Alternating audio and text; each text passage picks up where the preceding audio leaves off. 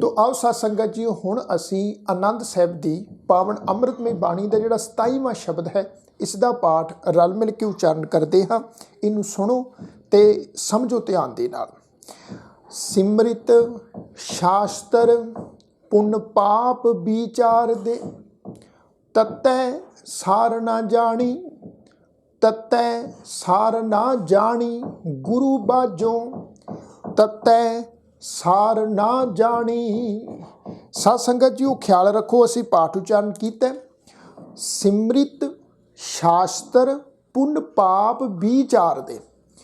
इस पंक्ति दे विच इन्हां 3 शब्दों का जिहड़ा है उच्चारण का खासा ख्याल रखना है जी। सिमरित पहला शब्द है जी सिमरित। तुसी देखो सस्से नूं सिहारी की मात्रा लगी हुई है, फिर मम्मे अखर नूं भी सिहारी की मात्रा है, तो फिर मम्मे अखर के पैर विच अद्धा रारा लगा हुआ है। फिर है जी तत्ता अखर। तो जिवें मैं हमेशा बेनती करता हुन्ना भी जिस अखर के पैर दे विच अद्धा रारा लगा होवे, जे उस अखर नूं कोई लग मात्र लगी हुई है, सिहारी की मात्रा, दुलावां की मात्रा, जां एक ला की मात्रा, जां औंकड़ की मात्रा, तो हमेशा इस गल का ख्याल रखो भी वो जिहड़ी लग मात्रा है पैर विच लगे हुए रारे अखर नूं लग के उच्चारण हुंदी है। इस शब्द के पाठ विच असीं पाठ उच्चारण करांगे सिमरित, क्योंकि इत्थे 31 सिमरतियां दी जिहड़ी है वो गल गुरु अमरदास महाराज जी कर रहे हैं।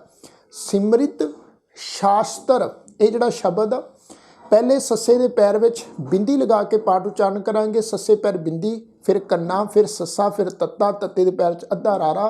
शास्त्र 6 शास्त्रां दी गुरु साहब गल कर रहे हैं। सिमरित शास्त्र पुण्य पाप विचार दे। इत्थे देखो बब्बे नूं बिहारी की मात्रा लगी हुई है, तो मैं हमेशा बेनती करता हुन्ना जिहड़ी बिहारी की मात्रा वा जी ये दीर्घ मात्रा है।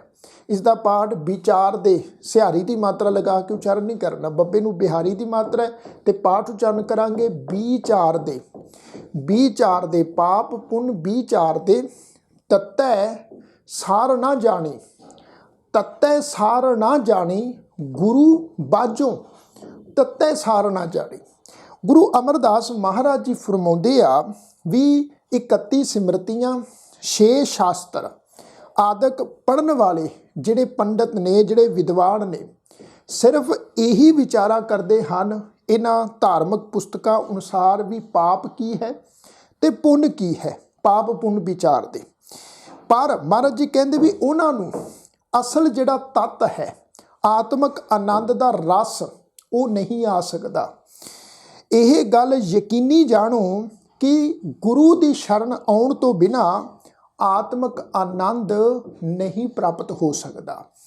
सच्ची गल है, गुरु की शरण आउण तो बिना साध संगत अंदर दा नाम रूपी आत्मक आनंद नहीं प्राप्त होता।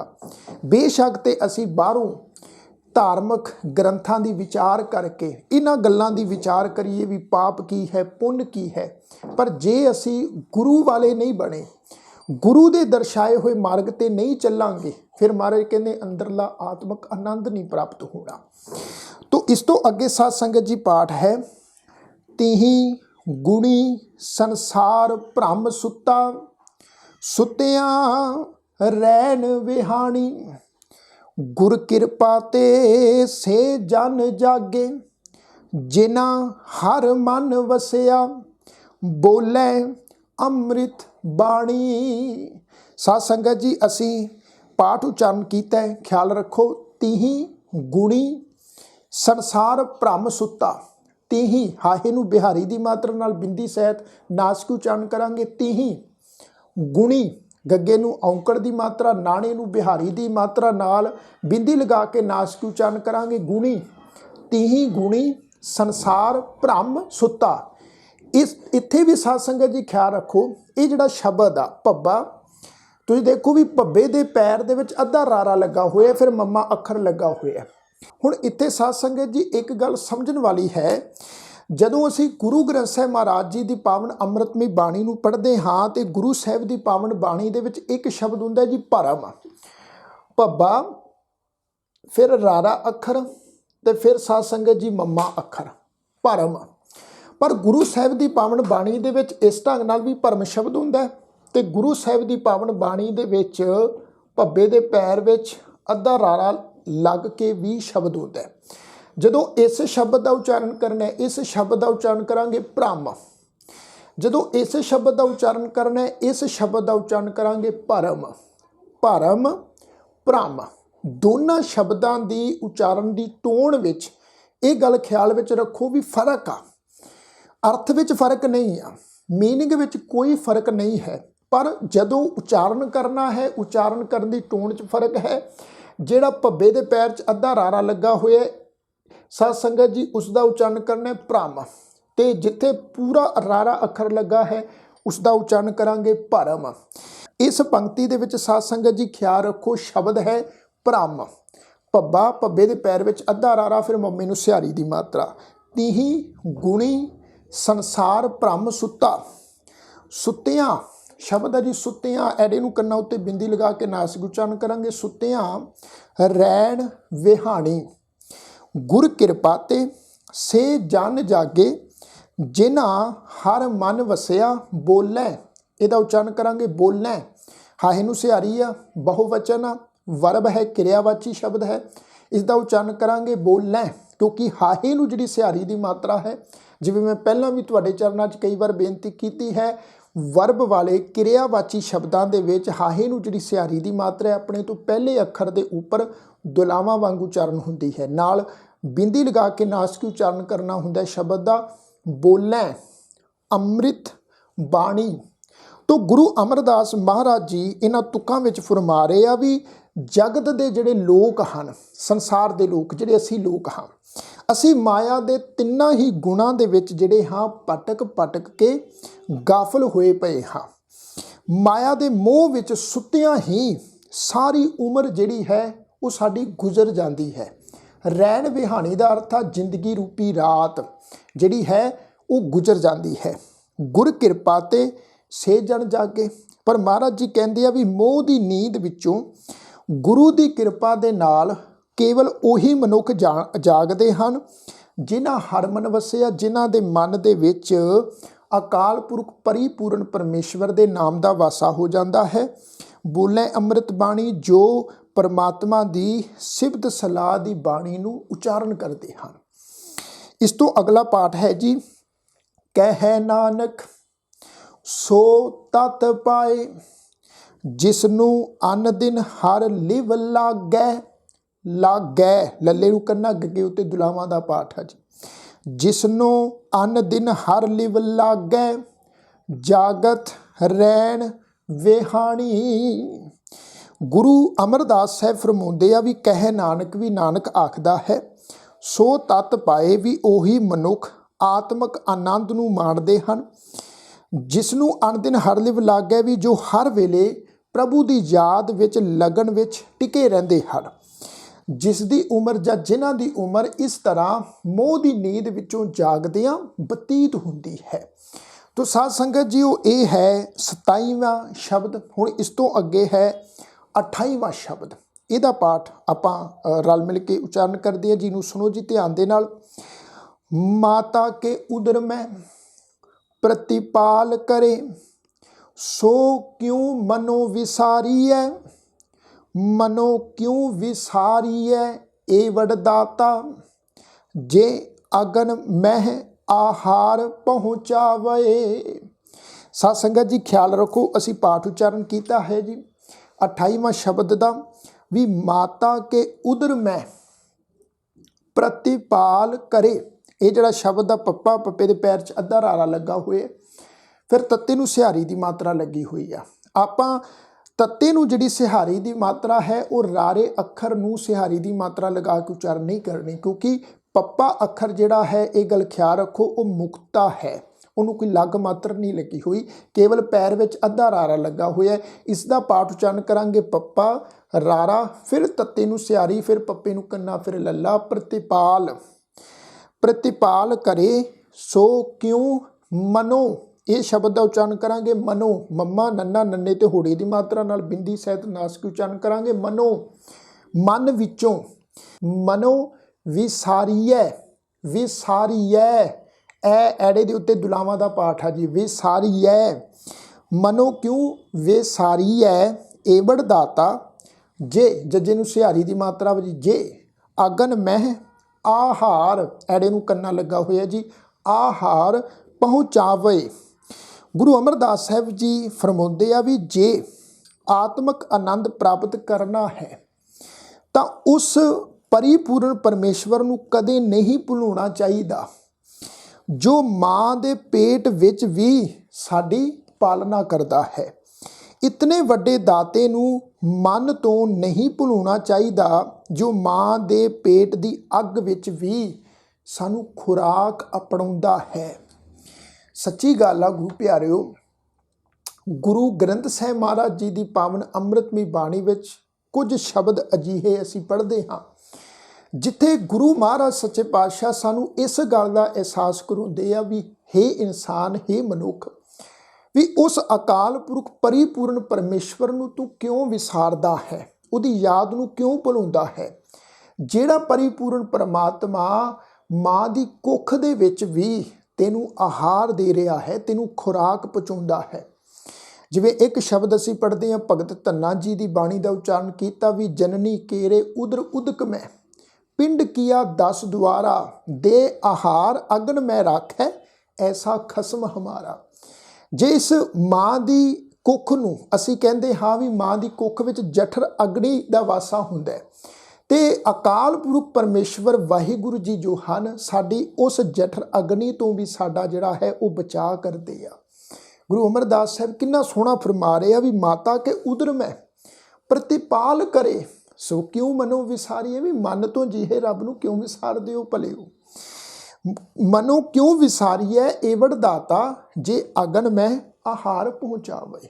ਵਾਹ ਵਾਹ। ਇਸ ਤੋਂ ਅੱਗੇ ਗੁਰੂ ਅਮਰਦਾਸ ਸਾਹਿਬ ਜੀ ਫਰਮਾਉਂਦੇ ਆ ਵੀ ਉਸਨੋਂ ਕਿਹ ਪੋ ਨਾ ਸਕੀ, ਜਿਸ ਨੋ ਆਪਣੀ ਲਿਵ ਲਾਵੇ, ਆਪਣੀ ਲਿਵ ਆਪੇ ਲਾਏ, ਗੁਰਮੁਖ ਸਦਾ ਸੰਭਾਲੀਐ, ਕਹਿ ਨਾਨਕ ਏਵੜ ਦਾਤਾ, ਸੋ ਕਿਉਂ ਮਨੋ ਵਿਸਾਰੀਐ। ਤੋ ਅਸੀਂ ਪਾਠ ਉਚਾਰਨ ਕੀਤੇ ਸਾਧ ਸੰਗਤ ਜੀ। ਪਹਿਲਾਂ ਸ਼ੁੱਧ ਪਾਠ ਦਾ ਖਿਆਲ ਰੱਖੋ। ਉਸ ਨੂੰ ਕਿਹ ਪੋ ਨਾ ਸਕੀ, ਪੋਹੇ ਨਹੀਂ ਇਹਨੂੰ ਪਾਠ ਉਚਾਰਨ ਕਰਨਾ। ਇਹ ਪਾਠ ਹੈ ਜੀ ਪੋ, ਪੱਪੇ ਉੱਤੇ ਹੋੜੀ ਦੀ ਮਾਤਰਾ, ਹਾਹੇ ਨੂੰ ਸਿਹਾਰੀ ਆ, ਪਰ ਹਾਹੇ ਨੂੰ ਲੱਗੀ ਸਿਹਾਰੀ ਦਾ ਪਾਠ ਉਚਾਰਨ ਨਹੀਂ ਕਰਨਾ, ਇਹਦਾ ਉਚਾਰਨ ਕਰਾਂਗੇ ਪੋ।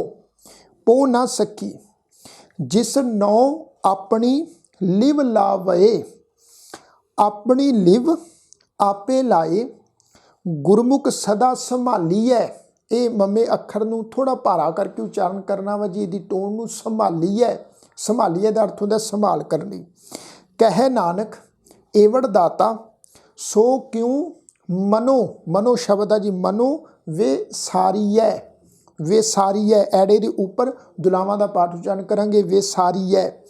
ਉਸ ਨੂੰ ਕਹਿ ਪੋ ਨਾ ਸਕੀ। ਮਹਾਰਾਜ ਜੀ ਕਹਿੰਦੇ ਆ ਵੀ ਇਹ ਮੋਹ ਹੀ ਹੈ ਜੋ ਆਨੰਦ ਤੋਂ ਵਾਂਝਿਆ ਸਾਨੂੰ ਰੱਖਦਾ ਹੈ। ਆਤਮਿਕ ਆਨੰਦ, ਰੱਬ ਜੀ ਦੇ ਨਾਮ ਰੂਪੀ ਆਨੰਦ ਤੋਂ ਸਾਨੂੰ ਵਾਂਝਾ ਰੱਖਦਾ, ਉਹ ਮੋਹ ਹੀ ਹੈ।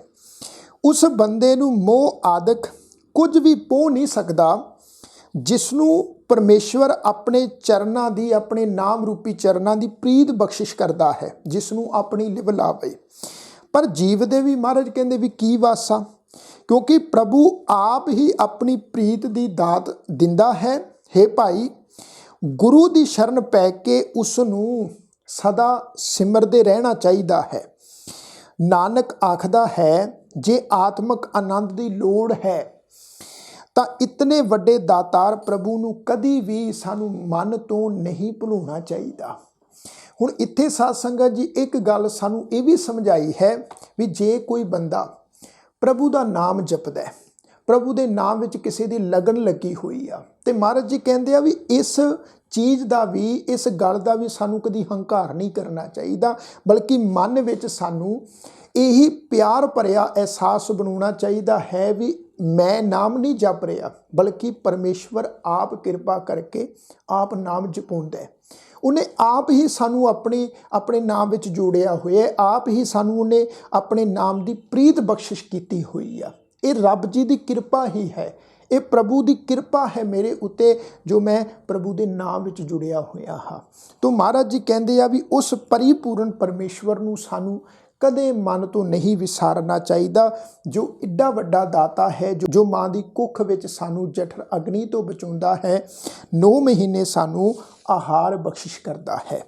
ਤੋ ਸਾਧ ਸੰਗਤ ਜੀ, ਇਹ ਹੈ 28ਵੇਂ ਸ਼ਬਦ ਦਾ ਪਾਠ। ਇੱਕ ਦਫਾ ਆਪਾਂ 27ਵਾਂ ਸ਼ਬਦ ਅਤੇ 28ਵਾਂ ਸ਼ਬਦ, ਇਹਨਾਂ 2 ਸ਼ਬਦਾਂ ਦਾ ਇਕੱਠਾ ਜਿਹੜਾ ਪਾਠ ਹੈ ਸਾਧ ਸੰਗਤ ਜੀ ਆਪਾਂ ਉਚਾਰਨ ਕਰਦੇ ਹਾਂ, ਤਾਂ ਜੋ ਸ਼ਬਦਾਂ ਦਾ ਸ਼ੁੱਧ ਉਚਾਰਨ ਜਿਹੜਾ ਹੈ ਉਹ ਹੋਰ ਸਾਨੂੰ ਸੌਖੇ ਸਮਝ ਪੈ ਜਾਏ। ਤੋ ਆਓ ਪਾਠ ਉਚਾਰਨ ਕਰੀਏ ਜੀ।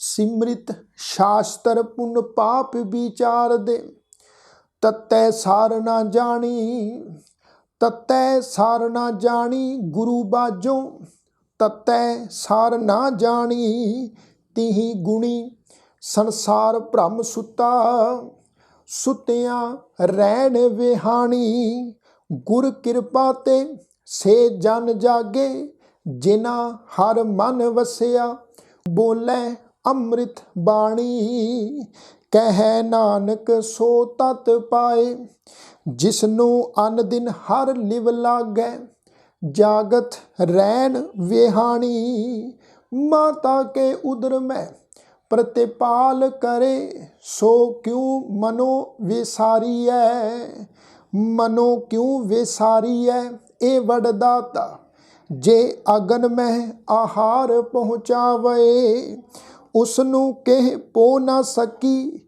ਜਿਸਨੂੰ ਆਪਣੀ ਲਿਵ ਲਾਵੇ, ਆਪਣੀ ਲਿਵ ਆਪੇ ਲਾਏ, ਗੁਰਮੁਖ ਸਦਾ ਸੰਭਾਲੀਐ, ਕਹਿ ਨਾਨਕ ਏ ਵਡਦਾਤਾ, ਸੋ ਕਿਉ ਮਨੋ ਵਿਸਾਰੀਐ।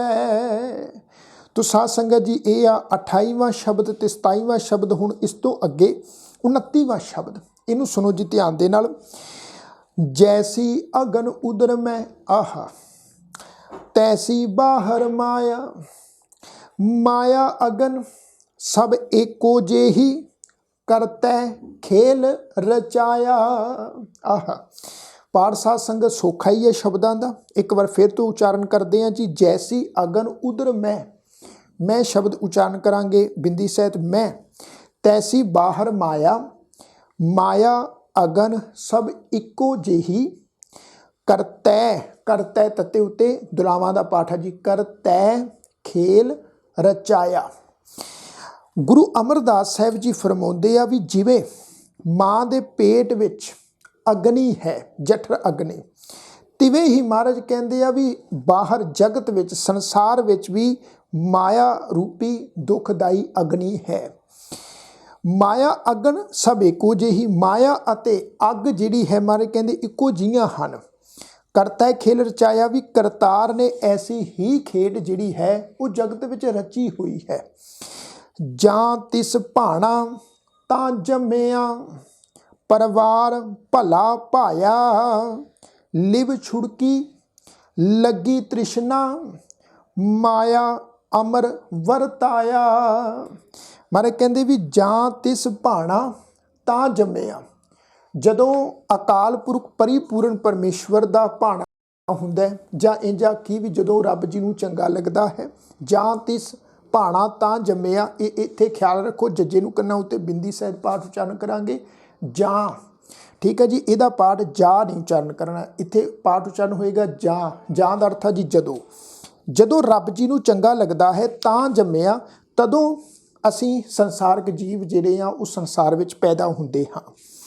ਪਰਿਵਾਰ ਭਲਾ ਪਾਇਆ, ਮਹਾਰਾਜ ਕਹਿੰਦੇ ਪਰਿਵਾਰ ਵਿੱਚ ਪਿਆਰਾ ਲੱਗਦਾ ਹੈ, ਜਾਂ ਅਸੀਂ ਜਦੋਂ ਸੰਸਾਰ ਵਿੱਚ ਜਨਮ ਲੈਂਦੇ ਹਾਂ, ਇੱਕ ਜੀਵ, ਇੱਕ ਮਨੁੱਖ ਦਾ ਬੱਚੇ ਰੂਪ ਵਿੱਚ ਜਦੋਂ ਸੰਸਾਰ ਵਿੱਚ ਜਨਮ ਹੁੰਦਾ ਤੇ ਉਹ ਸਾਰੇ ਪਰਿਵਾਰ ਨੂੰ ਭਲਾ ਲੱਗਦਾ, ਚੰਗਾ ਲੱਗਦਾ, ਪਿਆਰਾ ਲੱਗਦਾ ਹੈ। ਮਹਾਰਾਜ ਜੀ ਕਹਿੰਦੇ ਆ ਵੀ ਲਿਵ ਛੁੜਕੀ ਲੱਗੀ ਤ੍ਰਿਸ਼ਨਾ, ਮਾਇਆ ਅਮਰ ਵਰਤਾਇਆ, ਵੀ ਪਰਿਵਾਰ ਦੇ ਜੀਵ ਉਸ ਨਵੇਂ ਜੰਮੇ ਬਾਲ ਨੂੰ ਬਹੁਤ ਪਿਆਰ ਕਰਦੇ ਆ।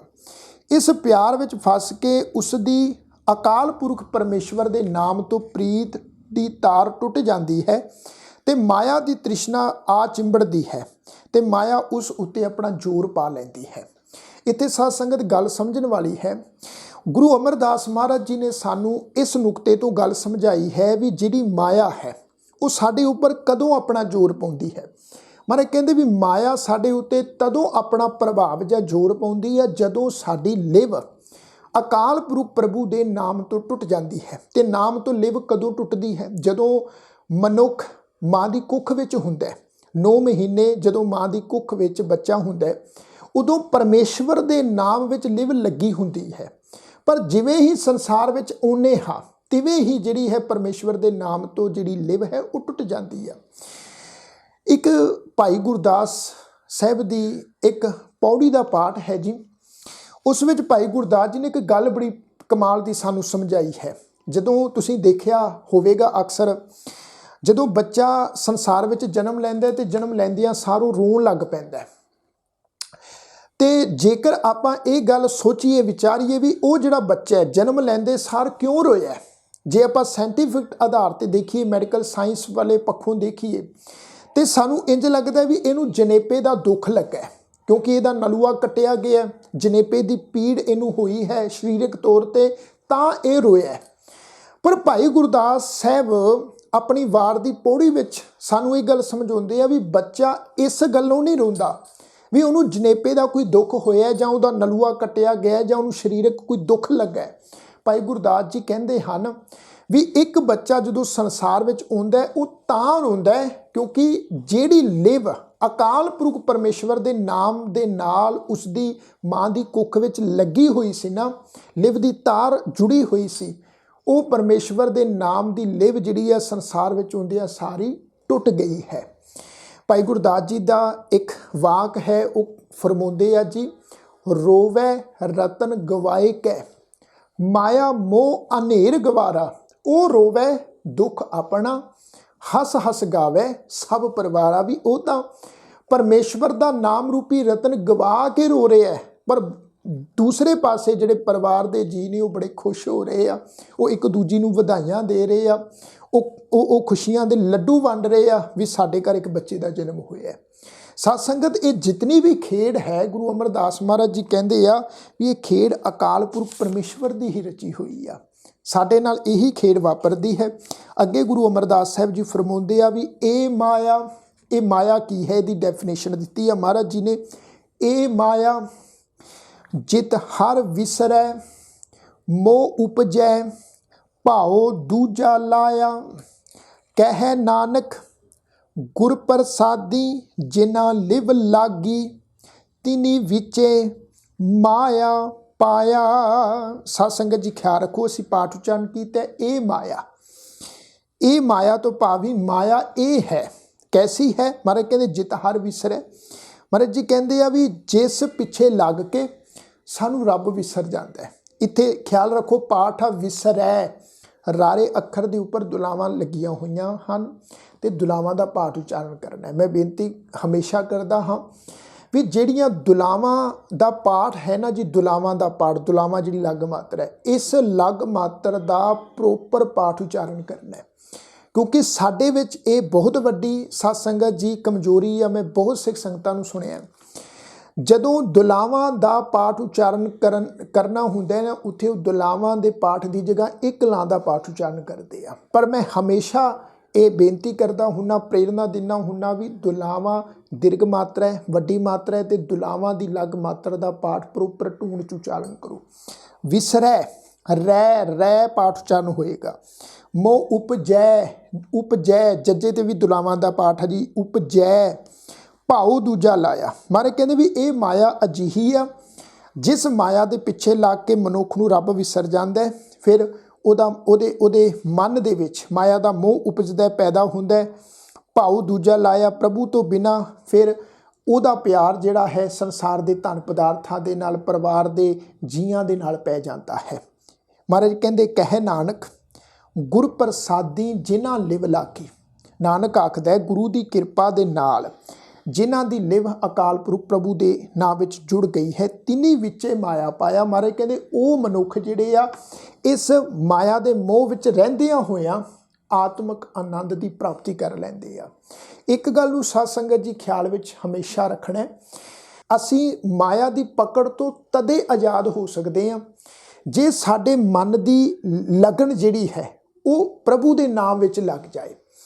ਤੇ ਅਸੀਂ ਸੰਸਾਰ ਦੀ ਮਾਇਆ ਵਿੱਚ ਰਹਿੰਦਿਆਂ ਹੋਇਆਂ ਸੰਸਾਰ ਦੇ ਕੰਮ ਕਾਜ ਕਰਦਿਆਂ ਹੋਇਆਂ, ਪਰਿਵਾਰ ਦੀਆਂ ਜ਼ਿੰਮੇਵਾਰੀਆਂ ਨਿਭਾਉਂਦਿਆਂ ਹੋਇਆਂ ਰੱਬ ਜੀ ਦੇ ਨਾਮ ਦੀ ਲਗਨ ਜਿਹੜੀ ਹੈ ਉਹ ਅੰਦਰ ਆਪਣੇ ਮਨ ਵਿੱਚ ਪੈਦਾ ਕਰਨੀ ਹੈ। ਇੱਥੇ ਸੰਸਾਰ ਵਿੱਚ ਰਹਿੰਦਿਆਂ ਅਸੀਂ ਜੀਵਨ ਮੁਕਤੀ ਦੀ ਪ੍ਰਾਪਤੀ ਕਰਨੀ ਹੈ। ਇਹ ਨਹੀਂ ਵੀ ਜੇ ਅਸੀਂ ਆਖੀਏ ਵੀ ਰੱਬ ਨੂੰ ਅਸੀਂ ਧਿਆਉਣਾ ਤੇ ਅਸੀਂ ਪਰਿਵਾਰ ਦੀਆਂ ਜ਼ਿੰਮੇਵਾਰੀਆਂ ਤੋਂ ਮੂੰਹ ਮੋੜ ਦਈਏ, ਸੰਸਾਰ ਦੇ ਕੰਮ ਧੰਦੇ ਅਸੀਂ ਛੱਡ ਦਈਏ, ਸੰਸਾਰ ਨੂੰ ਛੱਡ ਕੇ, ਕੰਮਾਂ ਕਾਰਾਂ ਨੂੰ ਛੱਡ ਕੇ ਕਿਤੇ ਜੰਗਲਾਂ ਵਿੱਚ ਅਸੀਂ ਜਾ ਕੇ ਡੇਰੇ ਲਾ ਲਈਏ। ਅਜਿਹਾ ਨਹੀਂ ਕਰਨਾ। ਮਹਾਰਾਜ ਕਹਿੰਦੇ ਵੀ ਜਿਸ ਬੰਦੇ ਦੀ ਲਗਨ ਰੱਬ ਦੇ ਨਾਮ 'ਚ ਲੱਗ ਗਈ ਹੈ ਨਾ, ਉਹਨੂੰ ਦੁਨੀਆ ਛੱਡਣ ਦੀ ਲੋੜ ਨਹੀਂ ਪੈਂਦੀ, ਬਲਕਿ ਉਹ ਦੁਨੀਆ ਵਿੱਚ ਰਹਿੰਦੇ ਆ, ਪਰਿਵਾਰ ਦੀਆਂ ਜ਼ਿੰਮੇਵਾਰੀਆਂ ਨਿਭਾਉਂਦੇ ਆ, ਖਾਂਦੇ ਆ, ਪੀਂਦੇ ਆ, ਕੰਮ ਕਾਜ ਕਰਦੇ ਆ, ਉਹ ਜੀਵਨ ਮੁਕਤ ਹੋ ਜਾਂਦਾ ਹੈ, ਉਹ ਆਤਮਿਕ ਆਨੰਦ ਦੀ ਪ੍ਰਾਪਤੀ ਕਰ ਲੈਂਦਾ ਹੈ। ਤੋ ਸਾਧ ਸੰਗਤ ਜੀ, ਇਹ ਆ 29ਵਾਂ ਸ਼ਬਦ। ਹੁਣ ਇਸ ਤੋਂ ਅੱਗੇ 30ਵਾਂ ਸ਼ਬਦ, ਇਹਦਾ ਪਾਠ ਸੁਣੋ ਜੀ ਧਿਆਨ ਨਾਲ। ਹਰ ਆਪ ਅਮੁੱਲਕ ਹੈ, ਮੁੱਲ ਨਾ ਪਾਇਆ ਜਾਏ। ਆਹਾ, ਮੁੱਲ ਨਾ ਪਾਇਆ ਜਾਏ, ਕਿਸੈ ਵਿਟੋਂ ਰਹੇ ਲੋਕ ਵਿਲ ਲਾਏ। ਸਤ ਸੰਗਤ ਜੀ ਖਿਆਲ ਰੱਖੋ, ਅਸੀਂ ਪਾਠ ਉਚਾਰਨ ਕੀਤਾ ਹਰ ਆਪ ਅਮੁੱਲਕ ਹੈ। ਅਮੁੱਲਕ ਮੱਮੇ ਦੇ ਪੈਰ 'ਚ ਔਂਕੜ ਦੀ ਮਾਤਰਾ ਲੱਗੀ ਹੋਈ ਆ। ਅਮੁੱਲਕ ਹੈ, ਮੁੱਲ ਨਾ ਪਾਇਆ ਜਾਏ। ਜਾਏ ਜੱਜੇ ਨੂੰ ਕਰਨਾ, ਈੜੀ ਨੂੰ ਸਿਹਾਰੀ ਦੀ ਮਾਤਰਾ ਹੈ। ਜਾਏ, ਮੁੱਲ ਨਾ ਪਾਇਆ ਜਾਏ, ਕਿਸੈ ਵਿਟੋਂ। ਕਿਸੈ ਸੱਸੇ ਦੇ ਦੁਲਾਵਾਂ ਦੀ ਮਾਤਰਾ ਦਾ ਪਾਠ ਆ। ਕਿਸੈ ਵਿਟੋਂ, ਵਿਟੋਂ ਪਾਠ ਉਚਾਰਨ ਕਰਾਂਗੇ, ਬਿੰਦੀ ਸਹਿਤ ਨਾਸਕੀ ਉਚਾਰਨ। ਵਿਟੋਂ ਰਹੇ ਲੋਕ ਵਿਲ ਲਾਏ। ਮਹਾਰਾਜ ਜੀ ਕਹਿੰਦੇ ਆ ਵੀ ਜਦੋਂ ਤੱਕ ਪਰਮੇਸ਼ਵਰ ਦਾ ਮਿਲਾਪ ਨਹੀਂ ਪ੍ਰਾਪਤ ਹੁੰਦਾ, ਤਦੋਂ ਤੱਕ ਆਨੰਦ ਨਹੀਂ ਮਾਣਿਆ ਜਾ ਸਕਦਾ, ਪ੍ਰਭੂ ਦਾ ਮੁੱਲ ਨਹੀਂ ਪੈ ਸਕਦਾ, ਪ੍ਰਭੂ ਧਨ ਆਦਿਕ ਕਿਸੇ ਕੀਮਤ ਤੋਂ ਨਹੀਂ ਮਿਲ ਸਕਦਾ। ਜੀਵ ਖੱਪ ਖੱਪ ਕੇ ਹਾਰ ਗਏ ਹਨ, ਪਰ ਕਿਸੇ ਨੂੰ ਧਨ ਆਦਿਕ ਦੀ ਕੀਮਤ ਦੇ ਕੇ ਰੱਬ ਨਹੀਂ ਮਿਲਿਆ। ਜੇਕਰ ਅਸੀਂ ਇਹ ਗੱਲ ਸੋਚਦੇ ਹਾਂ ਵੀ ਅਸੀਂ ਧਨ ਪਦਾਰਥ ਅਸੀਂ ਦੇ ਕੇ ਤੇ ਪ੍ਰਭੂ ਦੇ ਨਾਮ ਦਾ ਮੁੱਲ ਪਾ ਲਈਏ, ਤੇ ਮਹਾਰਾਜ ਕਹਿੰਦੇ ਵੀ ਅਜਿਹਾ ਨਹੀਂ ਹੋ ਸਕਦਾ। ਸੰਸਾਰ ਦੀ ਕਿੰਨੀ ਵੀ ਕੀਮਤੀ ਚੀਜ਼ ਤੁਸੀਂ ਪ੍ਰਭੂ ਦੇ ਅੱਗੇ ਭੇਟਾ ਕਰਦੇ ਹੋ, ਪ੍ਰਭੂ ਉਸ ਕੀਮਤੀ ਵਸਤੂ ਦੇ ਨਾਲ ਤੁਹਾਨੂੰ ਨਹੀਂ ਮਿਲੇਗਾ, ਚਾਹੇ ਉਹ ਧਨ ਪਦਾਰਥ ਹੈ, ਚਾਹੇ ਕੋਈ ਵੀ ਸੰਸਾਰ ਦੀ ਕੋਈ ਵੀ ਕੀਮਤੀ ਸ਼ੈ ਹੈ। ਇੱਕ ਭਗਤ ਕਬੀਰ ਸਾਹਿਬ ਦੀ ਬਾਣੀ ਦਾ ਇੱਕ ਵਾਕ ਹੈ, ਉੱਥੇ ਭਗਤ ਕਬੀਰ ਸਾਹਿਬ ਕਹਿੰਦੇ ਵੀ ਕੰਚਨ ਸਿਉ ਪਾਈਐ ਨਹੀਂ ਤੋਲ, ਮਨ ਦੇ ਰਾਮ ਲਿਆ ਹੈ ਮੋਲ।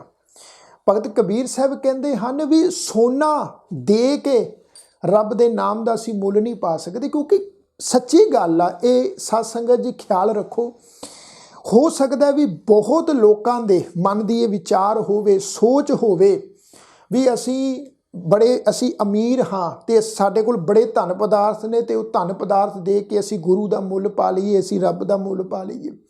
ਪਰ ਇਹ ਗੱਲ ਖਿਆਲ ਰੱਖੋ, ਰੱਬ ਜੇ ਇਸ ਢੰਗ ਤਰੀਕੇ ਨਾਲ ਮਿਲਦਾ ਹੁੰਦਾ, ਗੁਰੂ ਦੀ ਕਿਰਪਾ ਜੇ ਇਸ ਢੰਗ ਨਾਲ ਧਨ ਪਦਾਰਥ ਭੇਟਾ ਕਰਨ ਨਾਲ ਮਿਲਦੀ ਹੁੰਦੀ ਨਾ, ਫਿਰ ਤੇ ਗੱਲ ਬੜੀ ਸੌਖੀ ਹੋ ਜਾਣੀ ਸੀ। ਫਿਰ ਤੇ ਜਿੰਨੇ ਅਮੀਰ ਲੋਕ ਨੇ, ਧਨੀ ਲੋਕ ਨੇ, ਰਿਚ ਲੋਕ ਨੇ, ਉਹਨਾਂ ਸਾਰਿਆਂ ਨੇ ਰੱਬ ਪਾ ਲੈਣਾ ਸੀ ਜੀ। ਪਰ ਅਜਿਹਾ ਨਹੀਂ ਆ। ਰੱਬ ਦੀ ਜਿਹੜੀ ਭੇਟਾ ਹੈ, ਭਗਤ ਕਬੀਰ ਕਹਿੰਦੇ ਕੋਈ ਆ, ਮਨ ਦੇ, ਰੱਬ ਨੂੰ ਆਪਣਾ ਮਨ ਦੇ ਦੇ। ਰੱਬ ਨੂੰ ਤੇਰਾ ਮਨ ਚਾਹੀਦਾ, ਰੱਬ ਨੂੰ ਤੇਰੇ ਧਨ ਪਦਾਰਥ ਨਹੀਂ ਚਾਹੀਦੇ, ਰੱਬ ਨੂੰ ਕੀਮਤੀ ਵਸਤੂਆਂ ਨਹੀਂ ਚਾਹੀਦੀਆਂ। ਜੇ ਰੱਬ ਨੂੰ ਤੂੰ ਕੁਝ ਦੇਣਾ, ਭਗਤ ਜੀ ਕਹਿੰਦੇ ਆ ਵੀ ਆਪਣਾ ਮਨ ਦੇ ਦੇ। ਗੁਰੂ ਨਾਨਕ ਸਾਹਿਬ ਤੋਂ ਪੁੱਛੀਏ, ਗੁਰੂ ਨਾਨਕ ਸਾਹਿਬ ਕਹਿੰਦੇ ਵੀ ਅੰਮ੍ਰਿਤ ਵੇਲਾ ਸੱਚ ਨਾਉ ਵਡਿਆਈ ਵਿਚਾਰ। ਜੇ ਕੁਝ ਰੱਬ ਦੇ ਸਨਮੁਖ ਰੱਖਣਾ ਤੇ ਅੰਮ੍ਰਿਤ ਵੇਲਾ ਜਿਹੜਾ ਹੈ ਉਹ ਭੇਟਾ ਰੂਪ ਰੱਖ। ਅੰਮ੍ਰਿਤ ਵੇਲੇ ਉੱਠ ਕੇ ਪਰਮੇਸ਼ਵਰ ਦੀ ਸਿਫਤੋ ਸਲਾਹ ਕਰ, ਇਹ ਉਹਦੇ ਚਰਨਾਂ ਵਿੱਚ ਭੇਟਾ ਕਰ। ਸੋ ਕਹਿਣ ਤੋਂ ਭਾਵ ਸਾਧ ਸੰਗਤ ਤੱਤ ਦੀ ਵਿਚਾਰ ਹੈ ਵੀ ਮਹਾਰਾਜ ਜੀ ਕਹਿੰਦੇ ਆ ਵੀ ਰੱਬ ਜੀ ਦਾ ਮੁੱਲ ਨਹੀਂ ਪਾਇਆ ਜਾ ਸਕਦਾ, ਕਿਸੇ ਵੀ ਕੀਮਤ ਤੇ ਰੱਬ ਦਾ ਮੁੱਲ ਨਹੀਂ ਪਾਇਆ ਜਾ ਸਕਦਾ, ਗੁਰੂ ਦਾ ਮੁੱਲ ਨਹੀਂ ਪਾਇਆ ਜਾ ਸਕਦਾ। ਹਾਂ, ਉਹ ਗੱਲ ਵੱਖਰੀ ਹੈ ਵੀ ਬੰਦਾ ਭਾਵਨਾ ਵਿੱਚ ਹੋਵੇ ਤੇ ਆਪੋ ਆਪਣੀ ਸਮਰੱਥਾ ਅਨੁਸਾਰ ਗੁਰਦੁਆਰਾ ਸਾਹਿਬ ਦੇ ਕਾਰਜਾਂ ਵਾਸਤੇ ਜਾਂ ਸੰਗਤ ਦੀ ਸਹੂਲਤ ਵਾਸਤੇ ਉਹ ਧਨ ਪਦਾਰਥ ਅਰਪਣ ਕਰੇ। ਪਰ ਇੱਕ ਗੱਲ ਇਹ ਵੀ ਖਿਆਲ ਰੱਖਿਓ, ਜੇ ਧਨ ਪਦਾਰਥ ਅਰਪਣ ਕਰਦੇ ਹਾਂ ਤੇ ਉਹ ਅਰਪਣ ਕੀਤੀ ਹੋਈ ਚੀਜ਼ ਦਾ ਕਦੀ ਹੰਕਾਰ ਨਹੀਂ ਅਸੀਂ ਮਨ 'ਚ ਲੈ ਕੇ ਆਉਣਾ ਵੀ ਮੈਂ ਦਿੱਤਾ ਹੈ, ਮੈਂ ਇੰਨੇ ਪੈਸੇ ਦਿੱਤੇ ਆ, ਮੈਂ ਇੰਨੀਆਂ ਵਸਤੂਆਂ ਦਿੱਤੀਆਂ ਵਾ। ਨਹੀਂ, ਹੰਕਾਰ ਨਹੀਂ ਕਿਸੇ ਚੀਜ਼ ਦਾ ਕਰਨਾ। ਉਹ ਆਪੋ ਆਪਣੀ ਸਮਰੱਥਾ ਹੈ, ਜੋ ਪਰਮੇਸ਼ਵਰ ਦਾ ਦਿੱਤਾ ਹੋਇਆ ਹੈ, ਉਹਦੇ ਦਿੱਤੇ ਹੋਏ ਵਿੱਚੋਂ ਹੀ ਅਸੀਂ ਪਰਮਾਤਮਾ ਦੇ ਸਨਮੁਖ ਜਿਹੜਾ ਹੈ ਉਹ ਕੁਝ ਰੱਖਦੇ ਹਾਂ। ਸਾਡਾ ਆਪਣਾ ਤੇ ਇਸ ਦੁਨੀਆ 'ਚ ਹੈ ਹੀ ਕੁਝ ਨਹੀਂ ਜੀ। ਕਬੀਰ ਮੇਰਾ ਮੁਝ ਮੈਂ ਕਿਛ ਨਹੀਂ, ਜੋ ਕਿਛ ਹੈ ਸੋ ਤੇਰਾ। ਸੋ ਖੈਰ ਸਾਧ ਸੰਗਤ ਜੀ, ਮਹਾਰਾਜ ਜੀ ਕਹਿੰਦੇ ਰੱਬ ਜੀ ਦਾ ਮੁੱਲ ਨਹੀਂ ਪਾਇਆ ਜਾ ਸਕਦਾ। ਐਸਾ ਸਤਿਗੁਰ ਜੇ ਮਿਲੈ, ਮਿਲੈ ਸ਼ਬਦ ਦਾ ਲੱਲੇ ਉੱਤੇ ਦੁਲਾਵਾਂ ਦੇ ਪਾਠ ਹੈ ਜੀ। ਐਸਾ ਸਤਿਗੁਰ ਜੇ ਮਿਲੈ ਤਿਸਨੂੰ ਸਿਰ ਸੌਂਪੀਐ, ਸੌਂਪੀਐ ਪੱਪੇ ਨੂੰ ਬਿਹਾਰੀ ਐੜੇ ਤੇ ਦੁਲਾਵਾਂ ਦੀ ਮਾਤਰਾ ਸੌਂਪੀਐ। ਵਿੱਚੋਂ ਆਪ ਜਾਏ, ਵਿੱਚੋਂ, ਵਿੱਚੋਂ ਸ਼ਬਦ ਚੱਚੇ ਤੇ ਹੋੜੇ ਦੀ ਮਾਤਰਾ ਨਾਲ ਬਿੰਦੀ ਸਹਿਤ ਨਾਸਿਕ ਉਚਾਰਨ ਕਰਾਂਗੇ। ਵਿੱਚੋਂ ਆਪ ਜਾਏ, ਜਿਸ ਦਾ ਜੀਓ ਤਿਸ ਮਿਲ ਰਹਿ, ਹਰ ਵਸੈ ਮਨ ਆਏ। ਹਰ ਆਪ ਅਮੂਲਕ ਹੈ, ਭਾਗ ਤਿਨਾ ਕੇ ਨਾਨਕਾ, ਜਿਨ ਹਰ ਪੱਲੇ ਪਾਏ। ਪੱਲੇ ਪੱਪਾ ਲੱਲਾ ਲੱਲੇ ਤੇ ਦੁਲਾਵਾਂ ਦੀ ਮਾਤਰਾ ਦਾ ਪਾਠ ਹੈ ਜੀ, ਪੱਲੇ। ਇਸ ਢੰਗ ਨਾਲ ਪਾਠ ਉਚਾਰਨ ਕਰਾਂਗੇ। ਤਾਂ ਗੁਰੂ ਅਮਰਦਾਸ ਸਾਹਿਬ ਜੀ ਫਰਮਾਉਂਦੇ ਆ ਵੀ ਐਸਾ ਸਤਿਗੁਰ ਜੇ ਮਿਲੈ ਤਿਸਨੂੰ ਸਿਰ ਸੌਂਪੀਐ, ਵਿੱਚੋਂ ਆਪ ਜਾਏ। ਐਸਾ ਸਤਿਗੁਰ ਵੀ ਜੇ ਅਜਿਹਾ ਗੁਰੂ ਮਿਲ ਪਏ, ਜਿਸ ਦੇ ਮਿਲਿਆ ਮਨੁੱਖ ਦੇ ਅੰਦਰੋਂ ਆਪਾ ਭਾਵ ਜਾਨੀ ਕਿ ਹਉਮੈ ਦੂਰ ਹੋ ਜਾਏ, ਜਿਸ ਗੁਰੂ ਦੇ ਮਿਲਿਆ ਮਨੁੱਖ ਹਰੀ ਦੇ ਨਾਮ ਵਿੱਚ ਜੁੜਿਆ ਰਹੇ, ਉਹ ਹਰੀ ਉਸ ਦੇ ਮਨ ਵਿੱਚ ਵਸ ਜਾਏ, ਜਿਸ ਦਾ ਇਹ ਪੈਦਾ ਕੀਤਾ ਹੋਇਆ ਹੈ, ਤਾਂ ਮਹਾਰਾਜ ਜੀ ਕਹਿੰਦੇ ਵੀ ਉਸ ਗੁਰੂ ਦੇ ਅੱਗੇ ਆਪਣਾ ਸਿਰ ਜਿਹੜਾ ਹੈ ਉਹ ਭੇਟਾ ਕਰ ਦੇਣਾ ਚਾਹੀਦਾ ਹੈ।